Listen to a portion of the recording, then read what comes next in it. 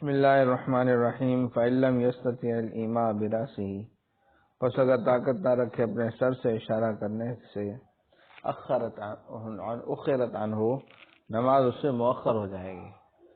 آئی بات سمجھیں، آنکھوں سے اشارہ نہیں کرے، ایسے رکوع ایسے سجدہ، ایسے آبرو سے بھی نہیں، ایسے جو ہے وہ رکوع اور ایسے سجدہ نہیں، اور نہ ہی دل سے، دل میں سوچے کہ ابھی رکوع کر رہا ہو سجدہ کر رہا ہوں، سر نہیں ہلا سکتا، نماز جو ہے نا بعد میں پڑھے، قضا کرے، قضا کر کے بعد میں پڑھے گا۔ اگر ٹھیک ہو جاتا ہے تو، نہیں ہو جاتا تو بس۔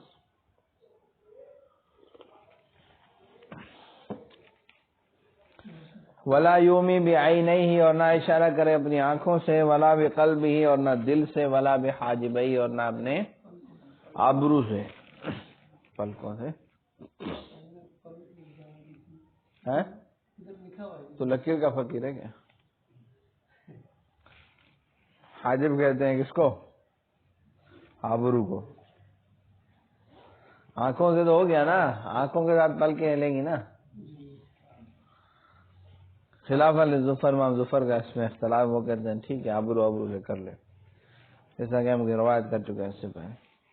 وَلِأَنَّ نَصْبَ الْأَبْدَانِ بِالرَّأْيِ مُمْتَنِعٌ، کیونکہ ابدان کو نصب کرنا رائے کے ساتھ ممتنع ہے، یعنی اپنی رائے نہیں چلیں گے، بلکہ کیا ہے جو سنا گیا ہے، حدیث میں آیا ہے اسی پر عمل کریں گے۔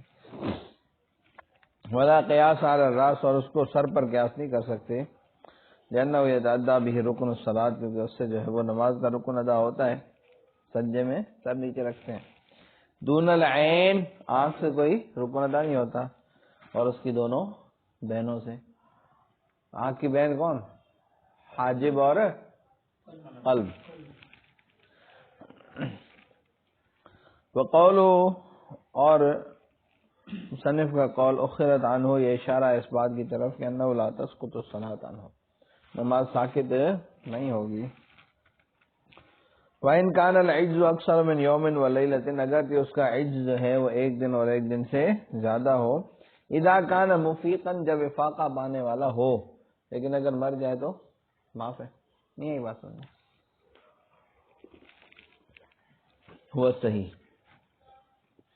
لأنه يفهم مضمون الخطاب، کیونکہ وہ اللہ تعالیٰ کے خطاب کا مضمون سمجھتا ہے کہ اللہ کو نماز کا حکم دیتا ہے، بخلاف مغمى علیہ کے، یعنی جس پر بے ہوشی طاری ہو، وہ تو اس جہان میں ہی نہیں ہوتا بیچارہ، نہیں بات سمجھ۔ وَإِنْ قَدَرَ عَلَى الْقِيَامِ وَلَمْ يَقْدِرْ عَلَى الرُّكُوعِ وَالسُّجُودِ، اور اگر کوئی بندہ قیام پر قادر ہو اور رکوع اور سجدہ کرنے پر قادر نہ ہو، تو لم یلزمہ القیام، تو اس پر کھڑا ہونا لازم نہیں ہے، بس بیٹھ کر رکوع اور سجدہ کرے، سمجھا؟ تو کرسی پہ جو لوگ نماز پڑھتے ہیں نا، تو وہ اس میں رکوع سجدے کا اشارہ کرتے ہیں، کچھ لوگ کھڑے ہوتے ہیں، پھر جب رکوع بھی ایسے کرتے ہیں، پھر جب سجدے کی باری آتی ہے بیٹھ کے پھر سجدہ کرتے ہیں۔ ان کو سمجھانا چاہیے کہ افضل یہ ہے کہ کرسی پہ ہی بیٹھے رہو، کرسی پہ ہی رکوع سجدہ اشارے سے کرو، بات آئی سمجھ میں؟ اٹھک بیٹھک کرنے کی ضرورت ہے نہیں، بتا رہے خود۔ لأن رکنیت القیام للتوسل به الى السجدہ، کیونکہ قیام کی رکنیت جو ہے سجدے کی طرف وسیلہ بننے کے لیے ہے، لما فیہا من نہایت تعظیم، کیونکہ اس میں انتہائی تعظیم ہے کہ کھڑے ہونے سے سجدے میں بندہ جائے گا۔ فإذا كان لا يتعقب السجود، جب قیام کے پیچھے سجدہ ہے نہیں، ٹھیک ہے، لا يكون رکنا، لہذا قیام بھی رکن نہیں ہوگا۔ فیتخیر، اس کو اختیار دیا جائے گا، والافضل هو الایماء قائدا، افضل کیا ہے؟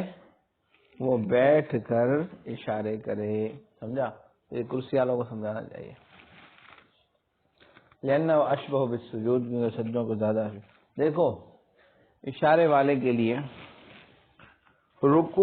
سجدہ رکوع سے زیادہ جھک کے کرنا چاہیے نا، سجدہ رکوع سے، اور جو بندے کھڑے ہوتے ہیں پھر رکوع کرتے ہیں، رکوع میں زیادہ جھکتے ہیں، اور جب سجدے کی باری آتی ہے بیٹھ کے سجدے میں کم جھکتے ہیں، تو یہ الٹا ہو گیا نا، کیا ہو گیا؟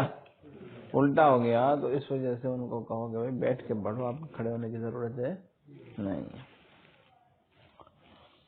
سمجھا؟ تو سمجھانا مسئلہ یہاں پہ جو کرسی پہ بیٹھتے ہیں. اور تعمیر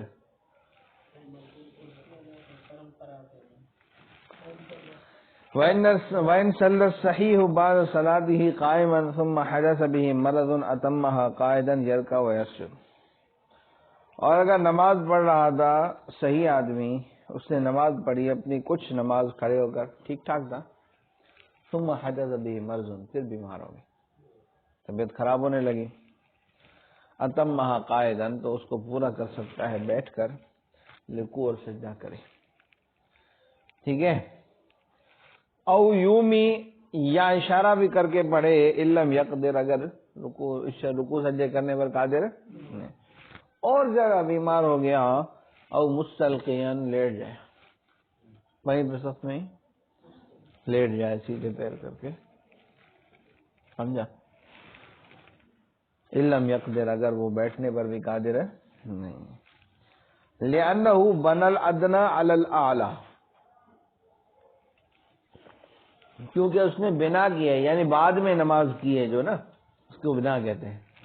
کیونکہ بنا کی ہے اس نے ادنا کی اعلیٰ پر، شروع میں اعلیٰ شروع کی تھی، پھر ادنا کی طرف آیا ہے.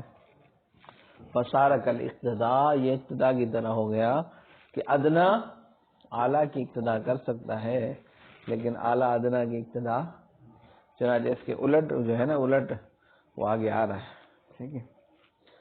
فمن صلی قائدن، اور جس نے بیٹھ کر نماز پڑھی، یرکع و یسجد، رکوع سجدہ زمین پہ کر رہا تھا، لمرض، کسی بیماری کی وجہ سے بیٹھ کے پڑھ رہا تھا، ثم صح، پھر کیا ہو گیا؟ بنا علی صلاتہ، اپنی نماز پر بنا کر سکتا ہے کھڑے ہو کر. امام ابو حنیفہ، امام ابو یوسف رحمۃ اللہ علیہ کے نزدیک، اور امام محمد رحمہ اللہ کہتے ہیں کہ نئے سرے سے نماز پڑھے گا. سمجھا؟ بنان، اس اختلاف کی بنا جو ہے وہ کس پر ہے کہ قائد کی اقتداء قائم کر سکتا ہے یا نہیں کر سکتا. بیٹھے ہوئے کی اقتداء کھڑا ہوا کر سکتا ہے یا نہیں کر سکتا. تو حضرات شیخین کے نزدیک کر سکتا ہے. امام محمد کے یہاں شیخین کے ذریعے کہ حضور صلی اللہ علیہ وسلم نے آخری عمر میں کیا ہے، بیٹھ کے نماز پڑھائی تھی اور پیچھے سارے کھڑے تھے. سمجھا نا؟ تو جب ان کے نزدیک اقتداء جائز ہے تو بنا بھی اس کی جائز ہوگی، اور امام محمد کے نزدیک اقتداء جائز نہیں تو بنا بھی جائز ہے. بنا، اس کی بنا ہے ان کے اختلاف پر اقتداء میں. فقط تقدم بیان ہو، جس کا بیان پہلے گزر چکا ہے. وَإِن صَلَّى بَعْدَ صَلَاتِهِ بِإِمَامٍ، اور اگر اس نے پڑھی کچھ نماز اشارے کے ساتھ، ثم قدر علی الرکوع والسجود، پھر قادر ہو گیا رکوع اور سجدوں پر، استأنف عندهم جميعا، سب کے نزدیک نئے سرے سے نماز شروع کرے گا، کیونکہ مومی کے پیچھے رکوع سجدہ کرنے والے کی اقتداء جائز ہے. لأنه لا يجوز اقتداء الراکع بالمومی، کیونکہ نہیں ہے جائز اقتداء رکوع سجدہ کرنے والے کی مومی کے پیچھے. فقضا بنا، تو لہذا بنا بھی جائز ہے. فمن افتتح التطوع قائما، جس نے ابتدا کی نفل کی کھڑے ہو کر، ثم آیا، پھر تھک گیا، بڑی قرات کر رہا تھا، لا باسا، کوئی حرج نہیں، کہیں یہ توقع علی عصا، کہ وہ ٹیک لگائے کسی لاٹھی پر، او حائط، یا کسی دیوار پر، کونے میں کھڑا ہوا ہے دیوار پہ سے ٹیک. ہاں نفل.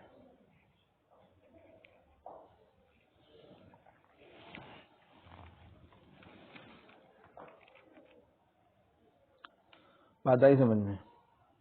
ہاں. لأن هذا عذر، کیونکہ یہ عذر ہے. وَإِنْ كَانَ الاتقاء بغیر عذر یکرہ، اگر ٹیک لگانا بغیر عذر کے مکروہ ہے. بغیر عذر کے کیا ہے؟ لأنه اساءة فی الادب، کیونکہ یہ سوء ادب ہے، برا ادب ہے، بے ادبی ہے. وقیل، اور کہا گیا ہے کہ لا یکرہ عند ابی حنیفہ، امام حنیفہ کے یہاں بغیر عذر کے بھی مکروہ نہیں ہے. لأنه، کیونکہ لو قعد عنده، ان کے نزدیک بیٹھ گیا، یجوز من غیر عذر، بغیر عذر کے بھی جائز ہے. فقضا لا یکرہ الاتقاء، لہذا ان کے یہاں بغیر عذر کے اتقاء بھی جائز ہوگا. سمجھا؟ پر صاحبین کے یہاں مکروہ ہے، بغیر عذر کے مکروہ ہے. لأنه لا يجوز القعود عندهما، لہذا ان کے یہاں قعود جائز نہیں ہے، فکر اور اتقاء بھی۔ وَإِنْ قعد، اور اگر بیٹھ گیا بغیر عذر کے تو مکروہ بالاتفاق، وتجوز الصلاۃ عند امام صاحب کے یہاں نماز جائز ہو جائے گی اور صاحبین کے یہاں جائز نہیں ہوگی، یہ باب نوافل میں گزر چکا ہے۔ ومن صلی فی السفینہ، جس نے نماز پڑھی کشتی میں قائداً بیٹھ کر، من غیر علت، بغیر کسی وجہ کے، تو جائز ہے امام حنیفہ رحمۃ اللہ علیہ کے نزدیک، اور قیام افضل ہے۔ صاحبین کہتے ہیں جائز نہیں ہے مگر عذر سے، سمجھا؟ لأن فرض کی بات چل رہی ہے یہ، لأن القیام مقدور علیہ، کیونکہ قیام پر قدرت رکھی گئی ہے، فلا یترکو، بس اس کو چھوڑے گا نہیں۔ امام صاحب کی دلیل یہ ہے کہ غالب کشتی میں دوران الرأس، سر کا گھومنا ہے، چکر آتے ہیں کشتی میں، کیا آتے ہیں؟ اور غالب وہو کالمتحقق، وہ کس کی طرح ہے؟ متحقق کی طرح۔ الا ان القیام افضل، مگر یہ کہ کھڑا ہونا افضل ہے، لأنه ابعد عن الشبهة الخلاف، کیونکہ وہ اختلاف کے شبے سے بعید ہے، والخروج افضل، اور اختلاف سے نکلنا زیادہ افضل ہے، ما امکن ہو، جتنا ممکن ہو سکے، لأنه اسکن لقلبه، کیونکہ یہ زیادہ اطمینان دلانے والا ہے اس کے دل کو، کہ سب کے اماموں کے نزدیک میری نماز ہو گئی۔ والخلاف، اور اختلاف فی غیر المربوط، اس کشتی میں جو بندھی ہوئی نہ ہو، والمربوط کالشتی، اور بندھی ہوئی کشتی جو ہے وہ کنارے کی طرح ہے، اس میں کھڑے ہو کر پڑھنا پڑے گا، وہ صحیح، یہی کیا ہے؟ صحیح۔ ومن اغمی، ہمارے سامنے نہیں خوش آئے خیر اچو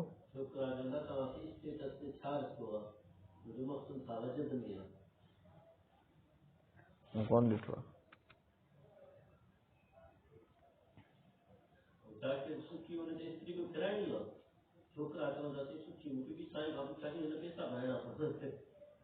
ہلکی پھیرائے ذرا، ہلکی کرے استری،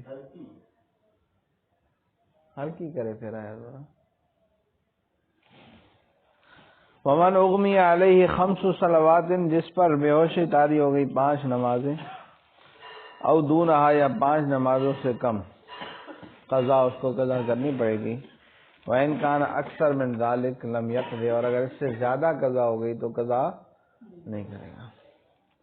اور یہ استحسان ہے، اور قیاس کا تقاضا یہ تھا کہ اس پر قضا نہ ہوتی جب گھیر لیتی بے ہوشی ایک کامل نماز کے وقت کو، بس ایک ہی نماز ہو جاتی تو قضا نہ ہوتی، لتحقق العجز، کیونکہ عجز متحقق ہے، فشبیہ الجنون، پس یہ مشابہ ہو گیا کس کے؟ جنون اور پاگل پن کے۔ اور استحسان کی وجہ ہے کہ ان المدت اذا طالت، کہ مدت جب لمبی ہو جاتی ہے تو زیادہ ہو جاتی ہیں فوائد، بس حرج ہوگا ان کے ادا کرنے میں، اور جب کم ہوگی مدت تو فوائد کم ہوگی، بس حرج نہیں ہوگا۔ اور کثیر کیا ہے کہ زیادہ ہو جائے ایک دن اور ایک رات پر، لأنه يدخل في حد تکرار، کیونکہ ایک دن اور ایک رات سے زیادہ ہو گئی تو تکرار کے حد میں قضائیں داخل ہو جائیں گی، اور پاگل پن بھی بے ہوشی کی طرح ہے۔ اسی طرح ذکر کیا ہے ابو سلیمان رحمہ اللہ نے، بخلاف نیند کے کہ پورے 24 گھنٹے سوتا رہا تو اس میں ساری قضا کرنی پڑے گی، لأن امتدادہ نادر، کیونکہ نیند کا اتنا لمبا ہونا نادر ہے، کوئی ہوتا نہیں ہے ایسے۔ فیلحق بالقاصر، پھر اس کو قاصر کے ساتھ لائق کیا جائے گا، سست کے ساتھ، یہ لکھا ہے سست، ہاں قاصر یعنی کم نمازوں کے ساتھ۔ پھر زیادتی جو ہے وہ معتبر ہے اوقات کے اعتبار سے امام محمد رحمۃ اللہ علیہ کے نزدیک، کیونکہ تکرار جو ہے وہ ثابت ہوتے ہیں اس کے ساتھ، یعنی 5 وقت کی نمازیں پوری ہو جائیں، اور صاحبین کے نزدیک جو ہے گھنٹوں کے اعتبار سے کہ 24 گھنٹے پورے ہو جائیں۔ پھر یہی منقول ہے حضرت علی اور حضرت ابن عمر رضی اللہ تعالیٰ عنہم سے، واللہ عالم بالصواب۔ ان دونوں میں فرق کیا ہوگا؟ مثلا بے ہوشی طاری ہو گئی کب؟ مجھے بے ہوشی طاری ہو گئی مثلا ظہر کے بعد 3 بجے، کتنے بجے؟ 3 بجے۔ اب ظہر قضا ہو گئی، عصر قضا ہو گئی، مغرب قضا ہو گئی، ٹھیک ہے، عشاء قضا ہو گئی، فجر جیسے قضا ہو گئی تو ختم، 5 نماز ہو گئی نا، ٹھیک ہے۔ لیکن حضرات صاحبین کے نزدیک 3 بجے تک 3 بجے تک بے ہوشی ہوگی تب جا کے جو ہے وہ کیا ہوگی. بات آ گئی سمجھ میں؟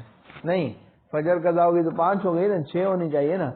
تو 6 تب ہوگی جب ظہر کا ٹائم ختم ہوگا، یعنی عصر کا 4:30 بجے، جہاں 4:15 بجے جو داخل ہو رہا ہے 4:15 بجے تک جو ہے اگر بے ہوش رہا تو ٹھیک ہے، پھر تو قضا معاف ہو جائے گی.